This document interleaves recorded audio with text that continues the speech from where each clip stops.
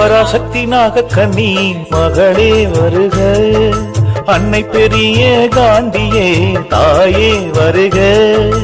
உனை பணிந்த குடிகளை காத்திட வருக, குழந்தையில்லா குறைகளை போக்கிட வருக, பூக்காத பூக்களை பூக்க வைக்க வருக, காய்க்காத கனிகளை காய்க்க வைக்க வருக, பார்வையற்ற விழிகளுக்கு வெளிச்சம் தர வருக, தொழில்கள் பல கொடுத்து எம்மை உயர்த்திட வருக.